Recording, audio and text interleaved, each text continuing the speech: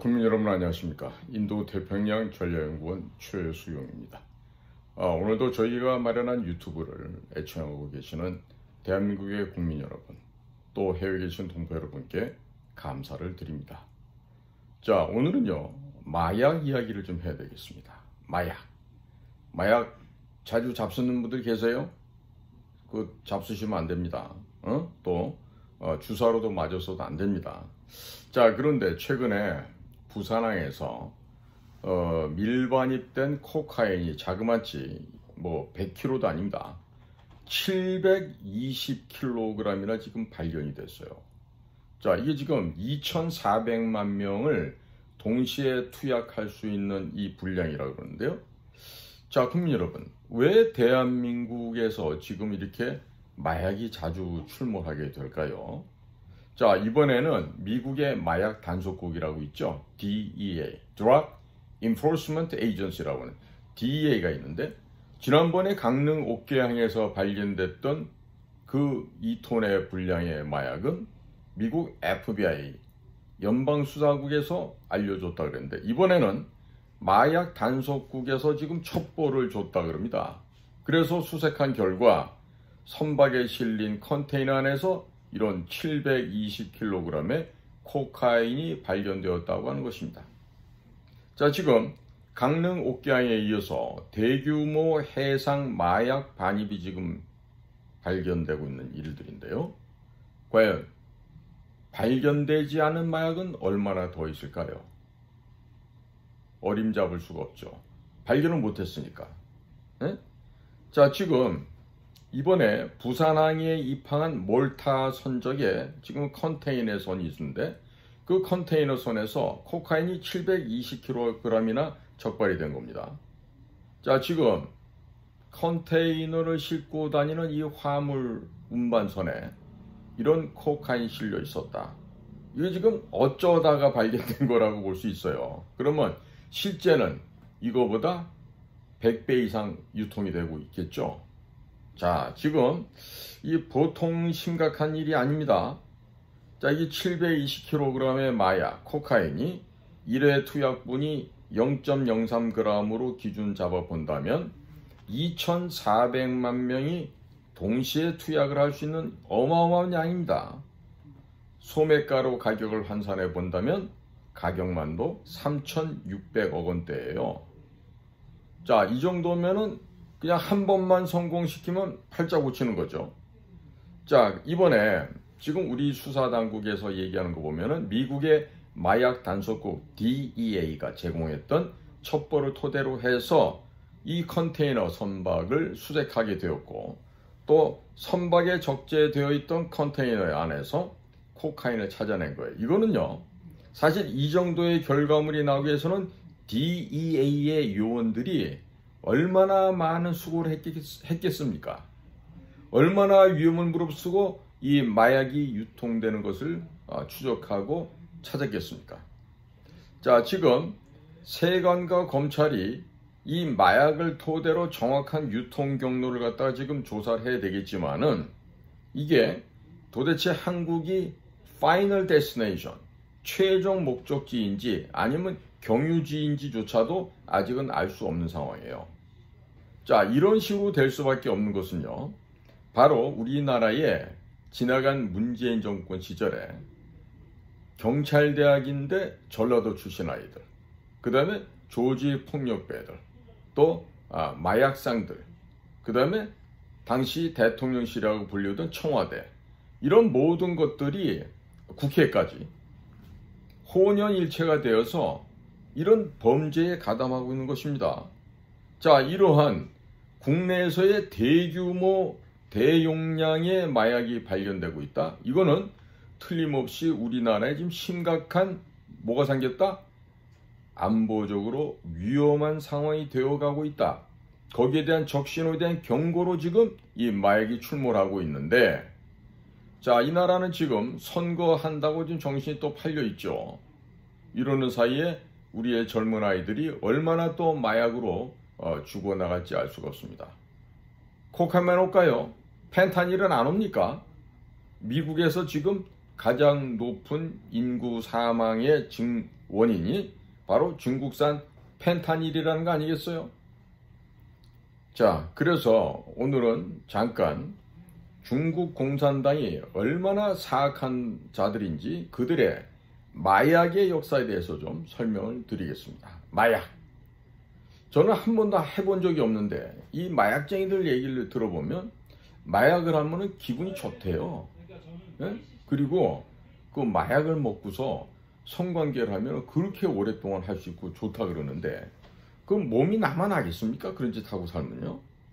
자, 과거 중국 공산당이 연안장정, 소위 연안장정이란 걸 했습니다. 즉 국민당 장개석 정부군에게 쫓겨갖고 내륙 지방으로 돌고 하면서 이제 도망을 다녔던 걸 그렇게 얘기하죠. 그래서 그 연안이라는 지역은요, 중국 공산당 혁명의 요람지라고 얘기를 합니다. 즉 섬서성이죠. 예. 陕西省입니다. 예? 그래서 이 섬서성 연안의 역사가 이 중국 공산당에 의해서 위작이 되어 있어요. 또 고의적으로 은폐가 되어 있습니다. 자, 그래서 당시에는요, 이 중국 공산당이 이 연안, 이 지역에서 대규모의 아편을 갖다가 재배했고, 그 아편 재배하여 그 마약을 팔아서 공산혁명 사업을 하는데 그 자금으로 써왔다. 이런 얘기예요. 특히 1940년대, 특히 이 섬서성 북부 지방에는요, 중국 공산당의 연토국이라는 것을 신설을 했답니다. 여기서 연은 연기 연자죠. 연초를 우리 보통 이게 담배라 그러지 않습니까? 그러니까 이 연토국이라는 걸 설립해서 농민들이 조직적으로 아편을 재배하도록 관리를 했고요. 그리고 그 옆에 보면은 유림이라는 곳이 있고 또 연안이라는 지방에서 이 모두 이 아편의 집산지가 되었습니다. 아편을 생산해서 아편을 유통시키는 그런 거래의 지점이 되었다, 이런 얘기죠. 자, 이 경악스러운 일이 또 있습니다. 그 옆에 보면 지역 이름이요, 수덕이라는 곳이 있어요. 수덕, 실사변에 타자를 붙여놓은 건데요. 중국 발음을 하면 쇠이더가 됩니다. 쇠이더에 있던 그 경비사령부의 지휘관이 359 여단의 병력을 이끌고 남리만 지역에서 직접 아편 재배에 참여를 했다라고 한 사실이죠. 역사적인 사실입니다. 팩트예요.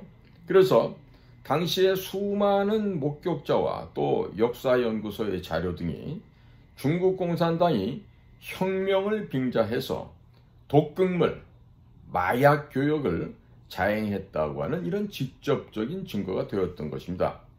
자, 한 걸음 더 나아가서 이 중국 공산당의 아편 재배는 비밀리에 자행되었을 뿐만 아니라 또 대대적인 선전을 통해서 아편에서 혁명 추진 자금을 획득했다는 이 놀라운 사실이 다 역사적 사실로 입증이 되고 있는 것입니다.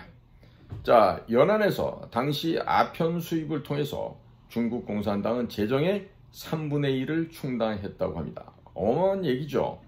그러니까 중국 공산당 정권이 국민당 장개석 정부와 전쟁을 벌이면서 이 항전하면서 공산당 건설에 소요되는 이 자본의 출처가 바로 이 마약을 판 돈으로 충당이 되었다, 이런 얘기입니다. 모태똥이 이 중국을 망하게 한 장본인 이 마오쩌둥이 1942년 재정업무회의에서 분명하게 다음과 같이 언급을 했어요. 아편은 우리 투쟁의 중요한 경제적인 도구로 재정 적자를 해결하는 필수 불가결한 요소, 이렇게 언급을 한 것입니다. 자, 이런 내용을 보더라도 공산당 고위층에서 아편 무역에 대한 묵인, 방조, 그리고 거기에 철저하게 의존해 왔다는 것을 우리가 알 수 있죠. 자, 이전에 이 수덕 지역에 이 쇠이더 이쪽에서 경비사령관이 인솔을 하고 있었던 359 여단, 359 여단, 그리고 기타 중국 공산당 부대가 아편을 재배하고 있었던 남리만이란 적이 있어요. 이 남리만은 당시 중국 공산당의 항일 근거지라고 합니다. 그러나 사실은 뭐죠? 바로 아편의 생산기지로 활용되었다. 그 남리만을 통해서 아편 판매를 통해서 긴급한 자금 수요뿐만 아니라 점증하고 있는 군사 정치적 활동을 지탱할 수 있는 근거가 되는 중국 공산당 정권의 자금을 지원하는 결정적인 경제 의존처로 역할을 해왔다. 이 얘기죠. 역사학자들이나 당시 경험자들 모두 이러한 사실을 토로하고 있습니다. 그리고 원래 농업 위주의 지역이 중국 공산당 정권에 의해서 아편 재배 지역으로 돌변하였던 것입니다. 혁명을 위해서는 수단과 방법을 가리지 않고 독극물을 이용해서 생존에 필요한 자원을 확보한다는 중국 공산당의 진면목을 확인할 수 있는 것입니다. 오늘날 중국 공산당이 세계적으로 자신들은 독극물 반대에 앞장서 있다라고 이런 허언으로 거짓말을 하고 있습니다만은 중국 공산당의 역사는 독극물, 마약과 깊이 연계되어 있다는 점들을 우리들은 모두 깨달아야 하겠습니다. 자, 중국 정권, 중국 공산당 정권입니다. 이 중공의 정권이 1949년 10월 1일 성립이 되면서 그날을 국경절로 정했는데 그 성립 자체가 인민들의 지지에 의해서 이루어졌습니까? 아니죠. 그럼 뭐에 이루어졌습니까? 바로 거짓말과 그리고 독극물, 마약, 그리고 인민을 수치하고 박탈시키는 것으로부터 중국 공산당이 이루어졌다는 것이죠. 자, 이런 것도 모르면서 중국 공산당에 가서 쎄쎄쎄쎄 하고 주접을 떨면서 중국 아이들 앞에서 굽신거리는 이런 행위가 맞다고 생각하십니까? 절대로 안 됩니다. 예? 우리의 주권을 지키고 민족의 정체성을 지켜내기 위해서는요, 우리 스스로가 강해져야 되고 우리 스스로가 반듯하게 똑바로 서야만 하겠습니다. 자, 지금 미중 간의 지금 관세 전쟁이 벌어지면서 중국 공산당이 펜타닐 독극물을 일단 미국 지역에다가 밀수출해 왔다는 점을 인정을 했어요. 그리고 앞으로 단속을 하겠다, 안 하겠다 이렇게 얘기하는데 믿을 말이 따로 있죠. 어떻게 중국 공산당의 말을 믿을 수가 있습니다. 자, 지금 앞으로도 계속해서 미국 사회에 몰래 이 펜타닐을 집어넣고 있는 이자들, 과연 대한민국은 깨끗할까요? 대한민국은 안전합니까? 제가 보기에는 대단히 안정하지 않습니다. 그리고 대단히 불안합니다.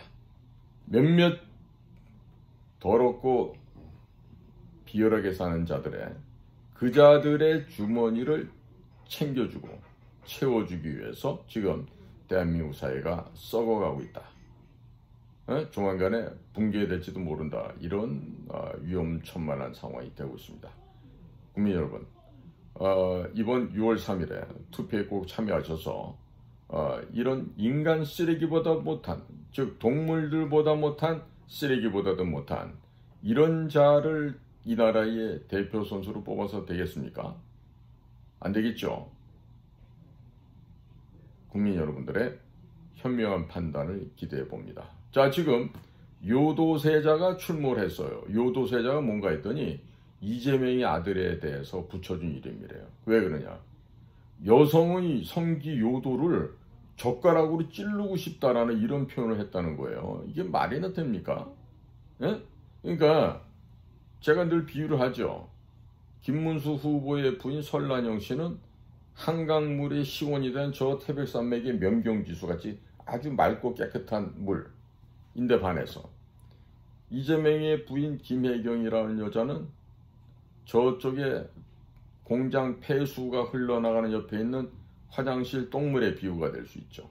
그러니까 똥물에는 냉수를 섞어도 생수를 섞어도 생수가 안 됩니다. 여전히 똥물입니다. 그러니까 그 똥물 속에서 나온 자식이 오죽하겠냐고. 그러니까 여성을 비하하고 여성을 갖다가 그런 식으로 우스꽝스럽게 만드는데, 이런 자는 결국 뭐야? 부전자전. 그에 비해 그 아들, 그 부모의 그 자식인 거죠. 그러니까 집에서 뭘 배웠겠어? 그런 부모 밑에서.